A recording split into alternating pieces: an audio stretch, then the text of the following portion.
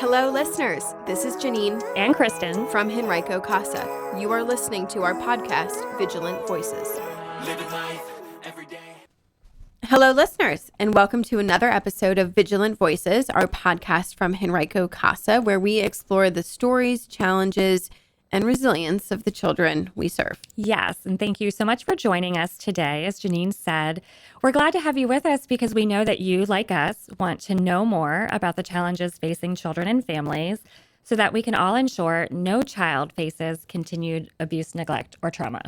And really, anytime we talk about a child or a teen who has lived through abuse or neglect, we're really talking about an entire family that is in crisis. So true. Because when a child experiences these things, it really isn't usually an isolated incident that is separate from the family unit and some of those challenges that they're experiencing. Right, because this child is being raised in that environment. Right? And so the family situation is creating an environment that increases the risk of, or just directly leads to, abuse and neglect. Mm-hmm.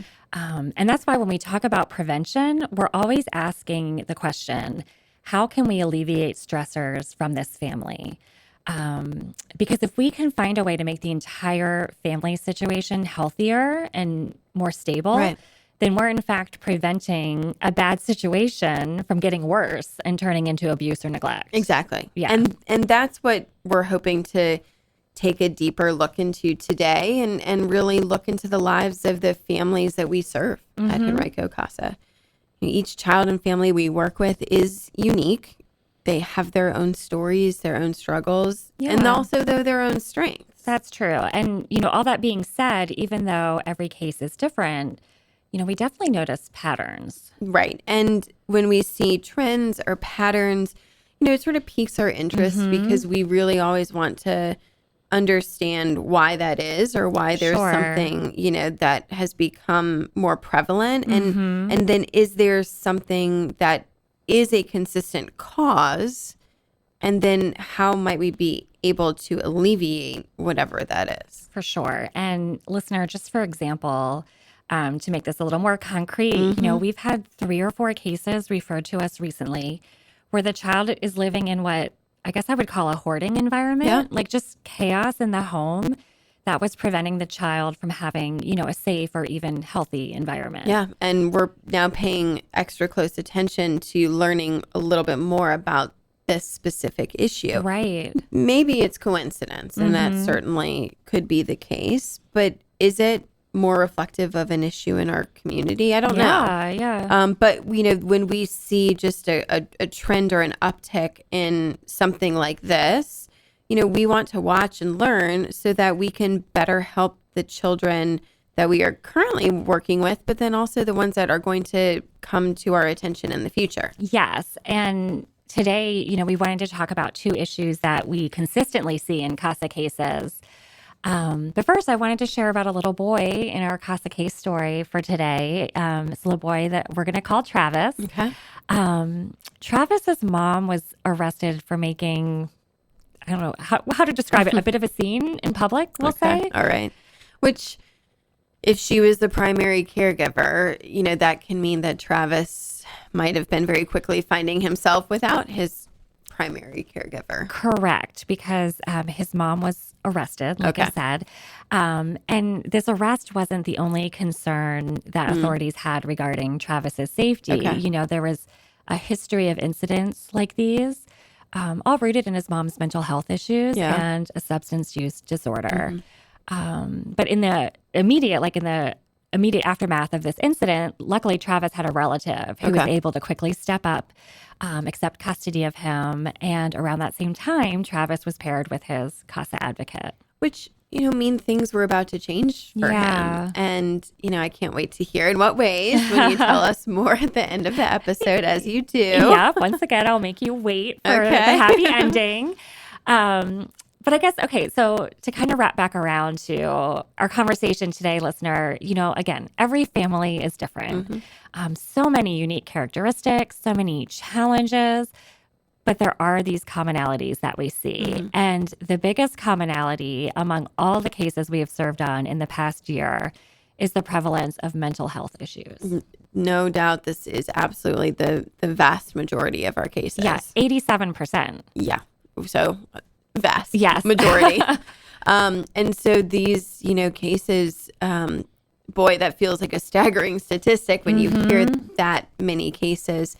But, at the same time, it might not come as a total surprise when we consider the prevalence of mental health issues across our society in general. And those numbers just are continuing to rise. They do. And, another commonality that we saw in last year's casework was regarding substance use disorders. So that was 52% of the cases we worked cited concerns related to substance abuse. Yeah. Wow. And that's not insignificant. And these numbers also show overlap. Yes. Not surprising, but so there are so many cases where we are involved in which both mental health and substance use were of pretty significant concern. Sure, which feels like it makes sense to me because it's fairly common for these two issues, mental health and substance use, to kind of go hand in hand. Right. For instance, we see family members with mental health issues who are self-medicating with their substance use to deal. Exactly. And there are a lot of ways and circumstances where they could be related and then both significantly increase the risk of child abuse or neglect in the home. Yeah. So, listener, in terms of mental health issues, let's kind of think through what that would look like from a child's perspective. Yeah. And so when we think about a parent or caregiver who's really struggling with mental illness, we know that it can affect, not all the time, but it can affect their ability to provide a safe and stable environment. Yeah, and I guess I would point out, especially if that mental health disorder is not being treated. Right? Exactly. I mean, and that's what we're trying to say. In no way are we saying that someone with a mental health diagnosis is automatically going to have concerns, in their home. Not at all. The issues arise when those mental health needs aren't being addressed effectively. Right. And then if we, start to see other behaviors, it can really lead to situations where the basic needs of these children just aren't being met. Yeah. And that could be basic needs like food and shelter, especially if a mental illness is preventing a caregiver from working or maybe even leaving the house. But kids also need more than just food and shelter, right? We've talked about this frequently. They need consistent emotional support, supervision, a sense of safety. And when a caregiver might be overwhelmed or unstable, those things may not exist for the child. Exactly. Very, very true. And again, it doesn't mean bad parents. It doesn't mean that they don't love their children. But parenting with a mental illness just does require extra support. Yeah. And without that added support or without treatment, that's when children's needs can be overlooked. For sure. And Janine, you specifically have worked so many cases over the years. Like, what are some concrete examples of what this would look like for a child? Yeah, I definitely, and not only me, but certainly all of our staff, our advocates have seen really a lot of examples of this. I think children end up living in what I'll call isolation a little bit. Yeah. They're in a different sort of bubble. They're missing school. They might be staying in their room. The parent may have an anxiety disorder and then is anxious and scared to leave the house, or maybe scared for the kids to leave the house. Yeah. I think of the children who are playing caregiver to their younger siblings. Yes. They're responsible for making dinner, changing diapers, putting the children to bed because a parent is, let's say, struggling with depression and unable to get out of bed and provide those basic needs. Yeah. And now that you're kind of going through these examples, I'm thinking of that hoarding trend we mentioned at the top of the episode. A caregiver's mental illness is likely what's leading to the hoarding in the home, which is creating unhealthy living conditions for these kids, like think trash and rotting food and critters in the house, And really, we've alluded to both mental health and substance use. It's really sort of a similar issue when we think about substances in the home, because instead of being consumed by, let's say, mental illness, the parent is really focused on their substance use or that need for that fix. Yeah. And so either way, that the parents' needs in that moment are overriding the children's needs. And really, it's a pattern of neglect that then starts to form. Yeah. And these two issues really are so similar because, like mental illness, addiction is a disease, right? Yes. And it can take over a person's life. And when that happens, children are at risk of becoming secondary to the substance, or like you said, like the getting the fix. Yeah. There might be unsafe living conditions. There might be like a lack of supervision, or there even could be exposure for the children to dangerous substances. Yeah. Maybe even dangerous people and situations. Exactly. And for children being raised in a home with substance use, life can feel really unpredictable. What mood will mom be in tonight? Yeah. Are there going to be strangers in the home that I don't know? Who is making dinner? Yeah.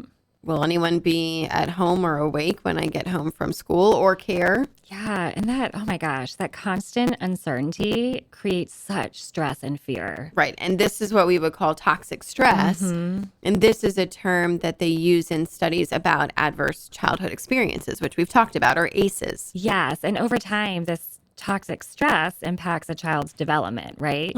It affects their ability to learn, to form relationships, and to like regulate their own emotions. Yeah. And as we've mentioned, that ongoing toxic stress literally changes systems in a child's body and brain, including affecting neurological connections. Yeah. And listener, you've heard us talk about this before because both Janine and I have this nerdy side that makes us amazed by this brain science. Fascinated by the brain.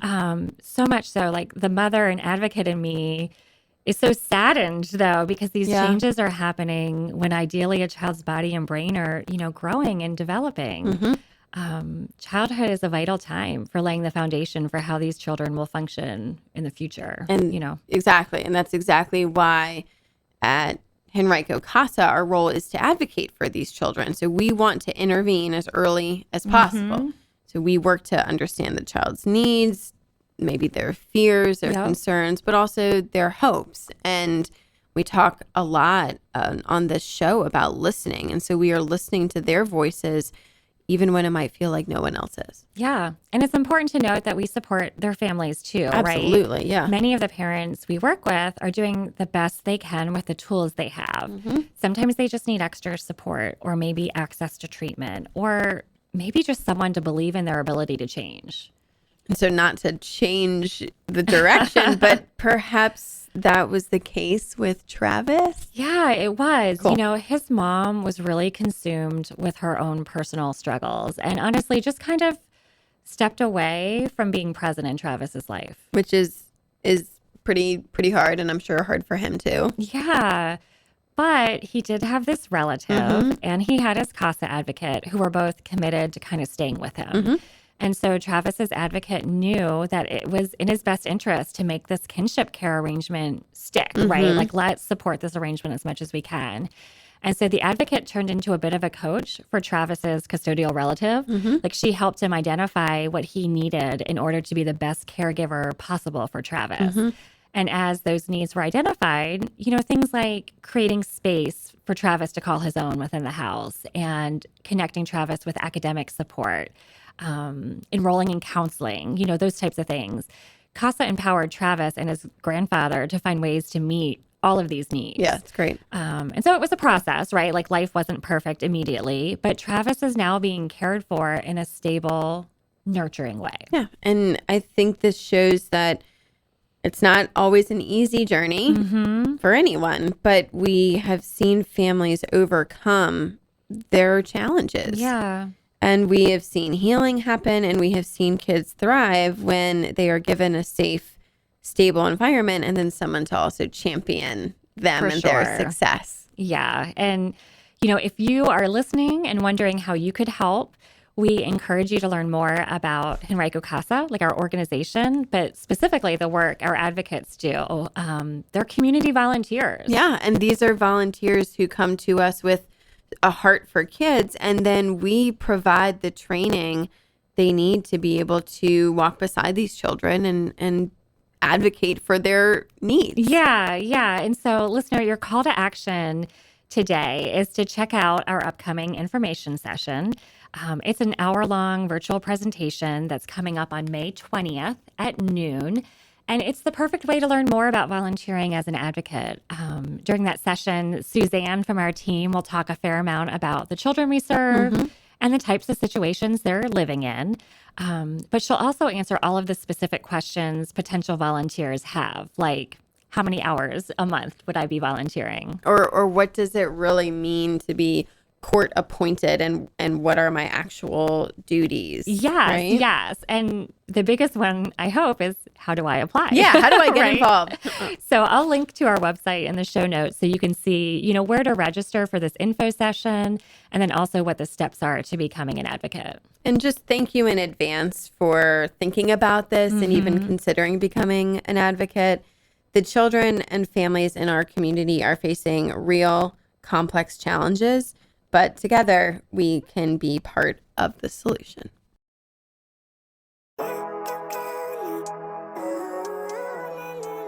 Thank you for listening to Vigilant Voices, Henrico Casa's new podcast. We have a vision for all children to live in safe, healthy homes. You can help us make that happen. Tell a friend about our podcast and find us on social media. I believe in the better days.